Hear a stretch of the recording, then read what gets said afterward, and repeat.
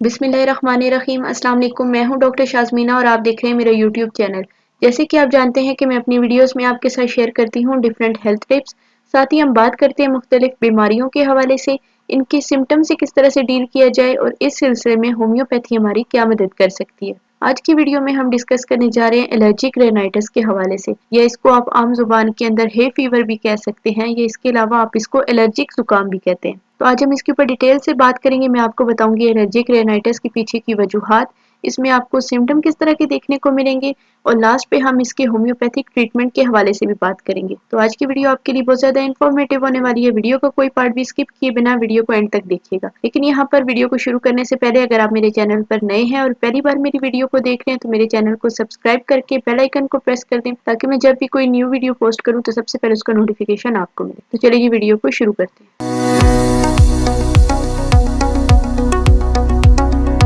सबसे पहले अगर एलर्जिक रेनाइटिस के हवाले से बात करें तो ये कोई हार्मफुल डिजीज नहीं है, बल्कि इसके अंदर क्या होता है, आपकी बॉडी जो है वो पर्टिकुलर चीजों के लिए सेंसिटिव हो जाती है। आपका इम्यून सिस्टम हाइपर एक्टिव हो जाता है और फिर उन मखसूस चीजों से आपको एलर्जी हो जाती है, आपको जुकाम हो जाता है, आपका नाक बहता है, आपको छींकें आती हैं। तो इस कंडीशन को हम एलर्जिक रेनाइटिस कहते हैं। अब अगर बात करें इसकी कॉजेज के हवाले से कि ऐसी कौन सी वजूहात हैं जिनकी वजह से आपको एलर्जिक रेनाइटिस का मसला हो सकता है, तो सबसे पहले क्लाइमेट चेंजेस। अगर मौसम तब्दील होता है, जिन लोगों को ठंड की वजह से एलर्जी का मसला होता है, जैसे ही मौसम थोड़ा सा तब्दील हुआ, हल्का सा ठंडा मौसम आया, उनको जुकाम शुरू हो जाता है। या इसके अलावा डस्ट एलर्जी देखने को मिलती है लोगों के अंदर। अगर हवा के अंदर थोड़ी सी भी धूल मिट्टी शामिल है तो उनको फौरन से डस्ट एलर्जी हो जाएगी। या पोलन एलर्जी बहुत ज्यादा कॉमन देखने को मिलती है। जो पोलन ग्रेन्स होते हैं, जब वो हवा के अंदर शामिल होते हैं, अगर वो आपके नेजल पैसेज के कांटेक्ट में आएंगे तो उस वजह से लोगों को पोलन एलर्जी का मसला हो जाता है। बहुत से लोगों को एनिमल हेयर्स की वजह से एलर्जी हो जाती है। अगर आपने पेट एनिमल्स रखे हैं तो उनकी वजह से आपको एलर्जी होती है।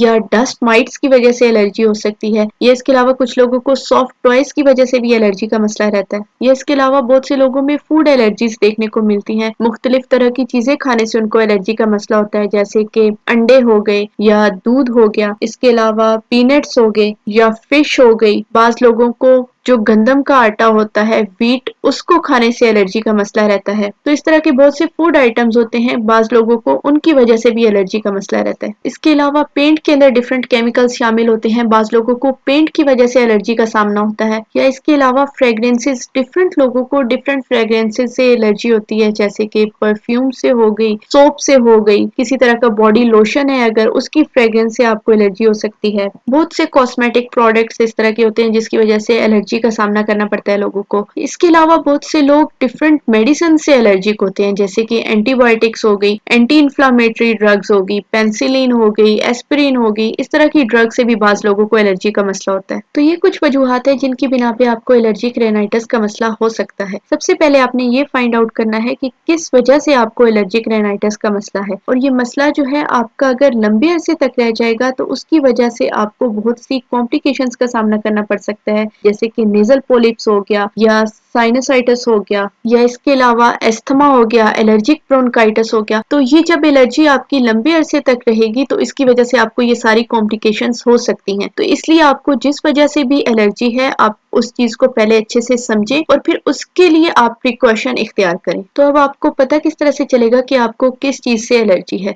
एक टेस्ट होता है IgE टेस्ट, आप जाके ये टेस्ट करा लें, आपको बहुत आसानी से इसके अंदर पता चल जाएगा कि आपको किस पर्टिकुलर चीज से एलर्जी है। अब बात कर लेते हैं होम्योपैथिक ट्रीटमेंट के हवाले से कि अगर आपको एलर्जिक रेनाइटिस का मसला है तो आपने कौन सी मेडिसिन का इस्तेमाल करना है। सबसे पहली मेडिसिन जो आपने लेनी है, अगर आपको किसी भी तरह की एलर्जी है, चाहे वो डस्ट एलर्जी होगी, चाहे पोलन एलर्जी होगी, चाहे आपको कोल्ड की वजह से एलर्जी का सामना है अगर, या आपको किसी भी तरह की फूड एलर्जी है, मीन कि आप हर तरह की एलर्जिक कंडीशन के अंदर इस मेडिसिन को इस्तेमाल करेंगे। हिस्टामिनम 200 पोटेंसी, हिस्टामिनम को आपने 200 पोटेंसी के अंदर इस्तेमाल करना है। 2 ड्रॉप्स आपने डायरेक्टली ऑन टंग लेने हैं। दिन में आपने सिर्फ इसकी एक ही डोज लेनी है। इस मेडिसिन को आप कम से कम 1 से 1.5 महीना इस्तेमाल करेंगे। आपकी बॉडी की जो हाइपर सेंसिटिविटी है उसको ये कम करेगी। आपका जो इम्यून सिस्टम हाइपर एक्टिव हुआ है ये उसको नॉर्मल करेगी, और इस तरह से फिर आप डिफरेंट एलर्जी से महफूज रहेंगे। नेक्स्ट मेडिसिन है आर्सेनिक एल्बम। आर्सेनिक एल्बम को आपने 30 की पोटेंसी में इस्तेमाल करना है। ये मेडिसिन आप उस कंडीशन के अंदर लेंगे जब आपको रनी नोज का मसला हो, वाटरी नोज का मसला हो, बिल्कुल नाक में से इस तरह से जैसे पानी बहता है, इस तरह से आपका जुकाम बहे। इसके अलावा एक बर्निंग सेंसेशन आपके नाक के अंदर बनी रहती है और आपकी जो आईज का नीचे वाला एरिया है ये स्वेल हुआ रहता है, इसमें सोजन आती है। इसके अलावा वीजी कफ आपको देखने को मिलती है, आपके सीने के अंदर खरखराहट सी होती है और इसके साथ आपको खांसी देखने को मिलती है। तो इस कंडीशन के अंदर आपने आर्सेनिक एल्बम को 30 की पोटेंसी के अंदर लेना है। 2 ड्रॉप्स आपने डायरेक्टली ऑन टंग लेने हैं सुबह दोपहर शाम। नेक्स्ट मेडिसिन है एलियम सीपा। एलियम सीपा को भी आपने 30 की पोटेंसी में इस्तेमाल करना है। ये मेडिसिन आप उस कंडीशन के अंदर लेंगे जब आप सुबह के टाइम उठते हैं तो आपको बहुत ज्यादा रनी नोज देखने को मिलती है, नाक से पानी बहता है, इसके अलावा आंखों से पानी बहता है और साथ में छींके स्नीजिंग आपको देखने को मिलती है। इसके साथ साथ जो आपका नेजल डिस्चार्ज है वो इतना ज्यादा एक्रिड है कि आपका जहां जहां पे वो नेजल डिस्चार्ज लगता है, आपके नोस्ट्रल्स के अराउंड, आपके अपर लिप्स की साइड पे, वहां वहां पे आपको इरिटेशन कॉज होती है, जलन का एहसास होता है, बिल्कुल इस तरह से लगता है जैसे वहां की जो आपकी स्किन है वो छिल सी गई हो। तो इस कंडीशन के अंदर आपने एलियम सीपा को 30 की पोटेंसी में इस्तेमाल करना है। 2 ड्रॉप्स आप डायरेक्टली ऑन टंग लेंगे सुबह दोपहर शाम। नेक्स्ट मेडिसिन है जेलसीमियम। जेलसीमियम को आपने 30 की पोटेंसी के अंदर इस्तेमाल करना है। इस मेडिसिन को आप उस कंडीशन के अंदर लेंगे जब आपको एक ड्राइनेस की सेंसेशन बनी रहे, यानी कि आपको रनी नोज का मसला है, उसके बाद आपकी ड्राइनेस की सेंसेशन भी बनी रहती है। इसके अलावा जो आपकी नाक के अंदर की जो मेम्ब्रेन्स हैं, आपको इस तरह से लगता है जैसे उनमें सोजन आ गई हो, स्वॉलन मेम्ब्रेन्स आपको इसके अंदर देखने को मिलेंगी और इसके अलावा जो नेजल डिस्चार्ज है वो आपका इरिटेटिंग होगा, फ्रीक्वेंटली स्नीजिंग देखने को मिलेगी, बार बार छींके आना। इसके अलावा सर की पिछली साइड पे और गर्दन के अंदर दर्द पाया जाता है। तो उस कंडीशन के अंदर आपने जेलसीमियम को इस्तेमाल करना है 30 पोटेंसी के अंदर। 2 ड्रॉप्स आपने डायरेक्टली ऑन टंग लेने हैं सुबह दोपहर शाम। नेक्स्ट मेडिसिन है नेट्रम म्योर।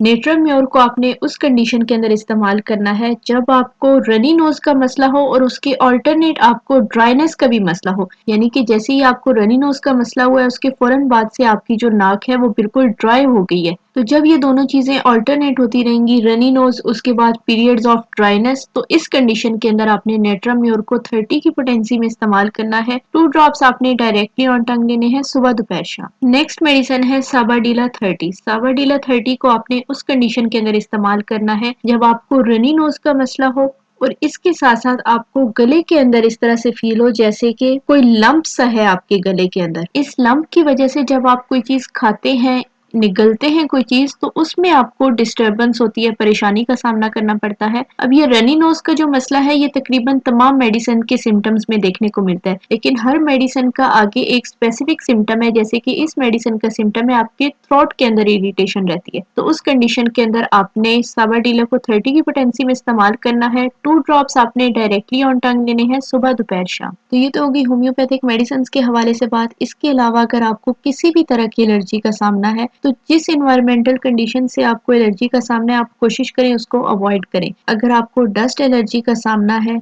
आप किसी ऐसे इलाके में रहते हैं जहाँ पे पोल्यूशन ज्यादा है, डस्ट ज्यादा है, तो आप कोशिश करें मास्क वेयर करके रखें। या इसके अलावा जब फीमेल्स अपने घर की सफाई करती हैं तो उनको चाहिए अपने फेस को ढांप के रखें, मास्क का इस्तेमाल कर लें ताकि वो जब भी डस्टिंग करें, सफाई करें तो उनको इसकी वजह से मसला ना हो। ये इसके अलावा पोलन एलर्जी का जिनको मसला है, अगर आपके घरों के अंदर प्लांट्स पड़े हुए हैं तो कोशिश करें उनको घर के बाहर शिफ्ट कर दें ताकि आप पोलन के सीजन में पोलन एलर्जी से महफूज रह सकें। या इसके अलावा आपको अगर जो पेट्स हेयर होते हैं उनकी वजह से एलर्जी का सामना है तो आप कोशिश करें पेट्स ना पालें। तो इन सब चीजों पे जब आप अमल करेंगे तो आप अपने जो एलर्जी का मसला है उसको काफी हद तक कंट्रोल कर लेंगे। तो आज की वीडियो के लिए इतना ही। उम्मीद करती हूँ आज की वीडियो आपको पसंद आई होगी। अगर वीडियो पसंद आई हो तो कमेंट सेक्शन में अपनी राय से जरूर आगाह करें। इसके अलावा मेरे चैनल को सब्सक्राइब करके बेल आइकन को प्रेस कर दें ताकि मैं जब भी कोई न्यू वीडियो पोस्ट करूं तो सबसे पहले उसका नोटिफिकेशन आपको मिले। Thanks for watching. Allah Hafiz.